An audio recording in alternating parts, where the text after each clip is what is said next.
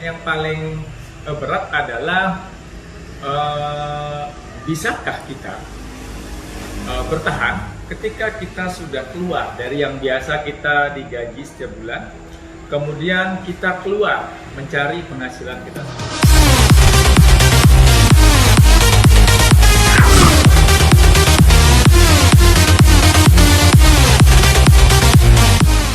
Kenalin dulu, saya adalah Anton Santoso. Saya sekarang menjadi seorang entrepreneur berbisnis di jual beli handphone baru. Ya.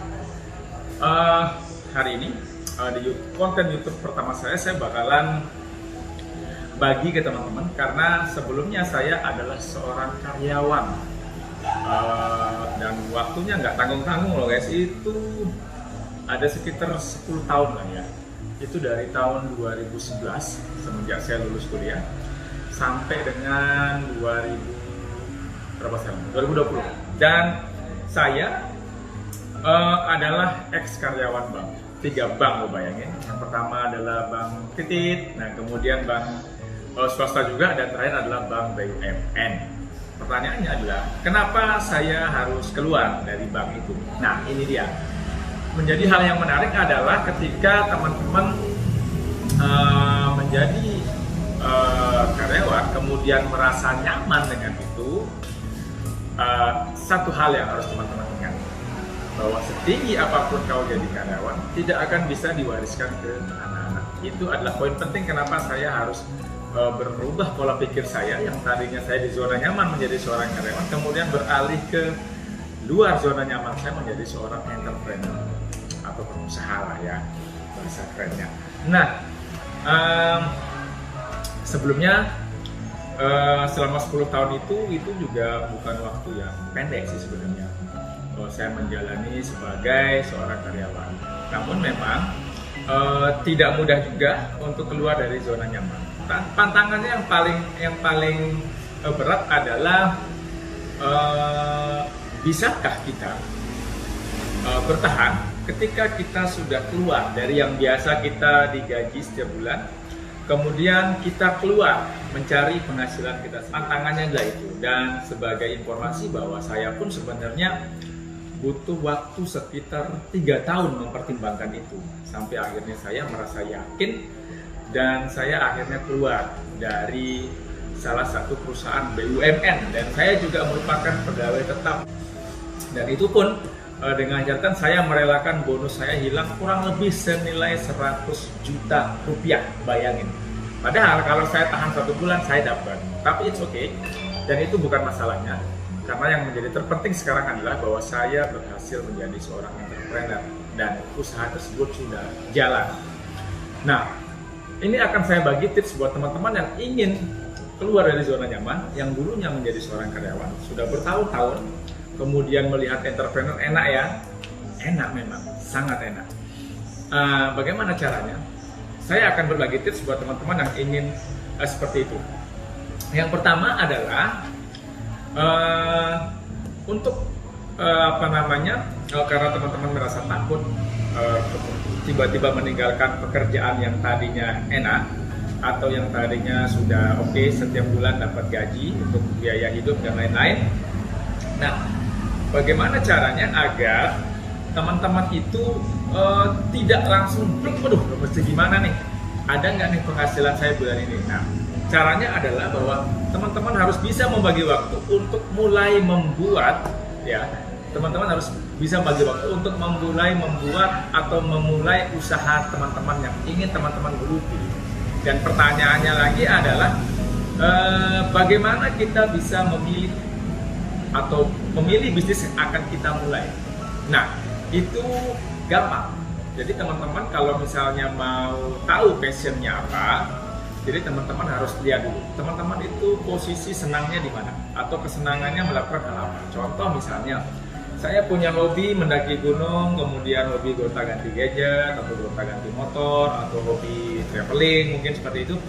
Teman-teman tulis itu semua, ya. Teman-teman tulis semua hobi teman-teman itu, teman-teman tulis di satu kertas atau satu buku. Ya, kemudian teman-teman harus pilih, misalnya dari hobi traveling misalnya, bisakah dia mendatangkan uang?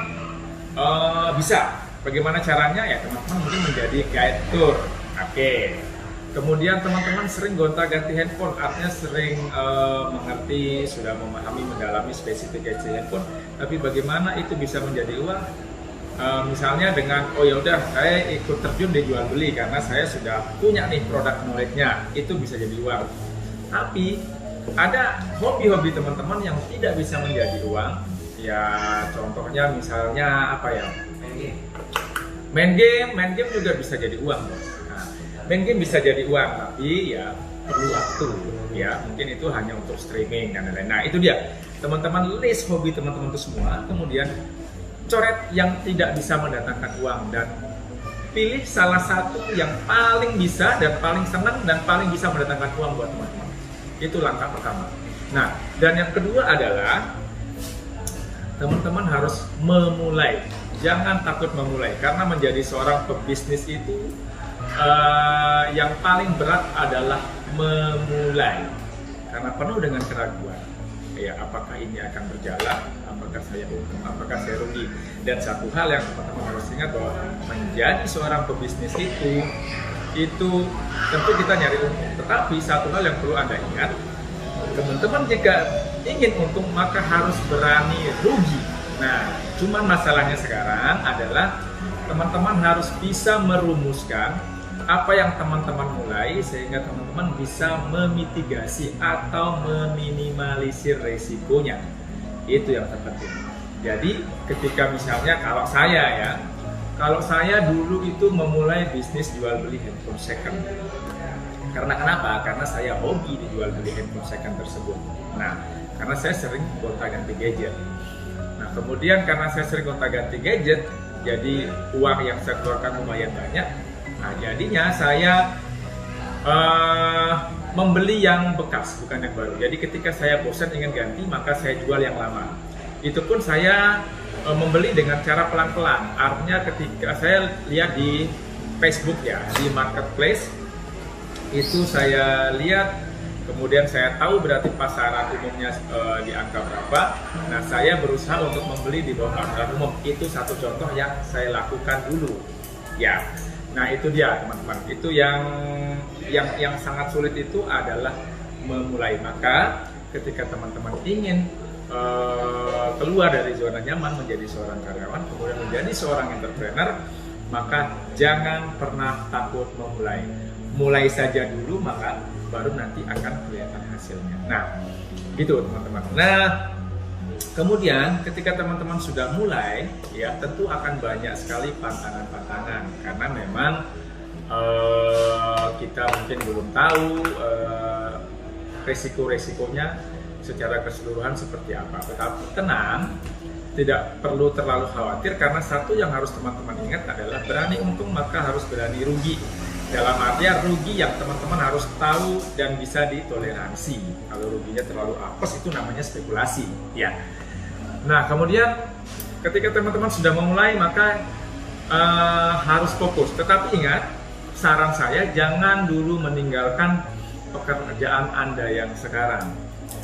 Tetap mengerjakan, tetapi ingat, teman-teman harus pintar membagi waktu, ya. Bagaimana meluangkan waktu untuk pekerjaan pokok menjadi seorang karyawan dan juga waktu untuk berbisnis, teman-teman. Ya, kalau saya dulu mulainya dengan online, berjualan online. Nah, cukup posting di Facebook dan nanti cari-cari waktu untuk pergi cash on delivery atau COD, seperti itu. Nah, ketika teman-teman sudah mulai menggeluti satu bisnis, maka jangan terlalu cepat tergoda oleh bisnis lainnya. Kenapa? Karena teman-teman harus pahami dulu satu bisnis itu sampai selesai dan jangan menyerah. Walaupun Anda gagal, Anda bangkit lagi. Terus menerus. Karena kenapa? Semakin Anda mendalami dengan kegagalan itu, maka nanti kita akan semakin tahu, oh ternyata saya tidak boleh begini, saya tidak boleh begitu. Ya, seperti itu. Jadi jangan begitu Anda gagal, Anda terus beralih ke bisnis yang kedua. Itu adalah kesalahan fatal. Karena fokuskan untuk satu bisnis itu saja dulu, sampai akhirnya nanti dia berjalan. Dan untuk saran saya awal-awal, teman-teman harus set your goal dulu. Nantinya saya mau jadi seperti apa, dan teman-teman itu penting banget ya, itu tips buat teman-teman. Teman-teman harus tulis goalnya apa. Contoh misalnya, saya sekarang berjualan handphone second. Nah, goalnya apa? Saya ingin punya toko handphone besar, nantinya tulis teman-teman. Ya, karena ketika teman-teman menulis maka itu nanti adalah tujuan utama Anda ketika Anda memulai seperti itu. Oke, kemudian apalagi ya? Setelah itu berjalan, tetap juga jangan ditinggalkan juga untuk bekerja sampai nantinya teman-teman benar-benar matang bahwa pendapatan di bisnis yang sedang digeluti, yang bersamaan digeluti dengan pekerjaan teman-teman saat ini, itu benar-benar bisa menghasilkan, atau paling tidak hasilnya adalah sama, atau bahkan kalau teman-teman mau lebih aman lagi, hasilnya lebih daripada gaji yang teman-teman dapetin saat ini. Nah, itu dia salah satu tips dari saya. Kalau ada teman-teman yang mau hijrah jadi seorang karyawan menjadi seorang entrepreneur, kenapa teman-teman? Menjadi seorang entrepreneur itu enaknya adalah bahwa apa yang kita kerjakan itu akan terbayar sesuai dengan kelelahan yang sudah kita berikan. Gitu. Tetapi juga akan sebanding dengan resikonya. Kenapa? Karena ketika kita memulai berbisnis, kita sudah mengorbankan lebih banyak. Karena ketika kita menjadi karyawan, kita hanya mengorbankan tenaga dan pikiran. Tetapi ketika kita menjadi seorang pebisnis, kita mengorbankan 3 yang terpenting. Yang pertama waktu, yang kedua pikiran, yang ketiga adalah uang.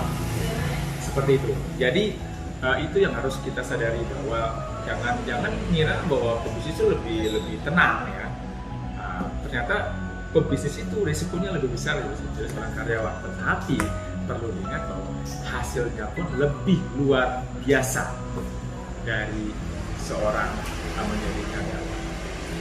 Nah, kemudian apalagi nih, untuk memulai itu yang penting, yang pertama yaitu tadi teman-teman luangkan waktu, kemudian jangan takut menyisihkan uang untuk memulai sebagai modal usaha. Tetapi teman-teman untuk resikonya teman-teman jangan lupa dipikirkan, dihitung matang-matang dulu. Sebagai salah satu contoh seperti yang saya contohkan tadi adalah yaitu misalnya jual beli HP second, teman-teman harus tahu dulu, atau bila perlu kalau ada teman-teman punya teman yang memang berbisnis di bidang itu, nggak apa-apa, luangkan waktu untuk bermain dengan mereka, ngobrol, karena sedikit tidak nanti teman-teman bakalan bisa tahu tuh bahwa model rule bisnis itu seperti apa. Nah, itu dia tuh, itu dulu satu tips bagaimana hijrah. Nanti akan saya sambung di video-video berikutnya. Saya hanya bagi satu dulu bagaimana memulai, karena memulai itu yang sangat sulit. Dan ingat teman-teman, jangan pernah takut untuk memulai bisnis, dan jangan pernah takut untuk mengorbankan uang Anda. Ya, itu dia. Dan selalu mencoba mencari referensi, misalnya untuk usaha si A, cari referensinya bahwa model bisnis itu seperti apa. Nah, ketika sudah tahu, cobalah untuk mempraktekkan, dan jangan takut untuk rugi, karena berani untung maka teman-teman harus berani. Nah, itu dia untuk video saya kali ini. Untuk memulai jangan takut teman-teman, karena seperti yang saya bilang tadi, mulai saja dulu, nanti hasilnya bakalan kelihatan. Tetap dengan prinsip kehati-hatian, ya. Dan terima kasih. Jangan lupa dukung channel ini agar saya lebih semangat lagi untuk membagi tips. Karena kenapa teman-teman? Saya memulai bisnis saya 2016. Sekali lagi bayangin loh, saya dari memikul 2 beban itu selama kurang lebih 4 tahun, 2016 sampai 2020. Bayangin, 2016 sampai dengan 2018 saya jualan online. Jadi begitu saya pulang kerja jam 5, saya pulang ke rumah cuma ambil motor dan barang. Kemudian saya pergi jualan. Itu berlangsung selama 2 tahun, guys. 2018 saya memberanikan diri untuk buka toko handphone. Ya, waktu itu dengan omset masih kisaran puluhan juta lah ya. Tapi bayangin, 2020 dan 2018 saya bisa raup omset miliaran rupiah setiap bulan, guys. Nah, itu dia makanya saya bilang Jangan takut untuk memulai, dan jangan lupa dukung channel ini agar saya bisa berbagi lebih buat teman-teman. Nanti next video saya akan berbagi bagaimana cara memanajemen usaha yang sudah berjalan sehingga omsetnya berkali-kali lipat. Kalau ada pertanyaan silahkan komen, kalaupun ada yang kurang-kurang mau ditambahkan silahkan komen, dan terima kasih. Sampai jumpa di video-video berikutnya.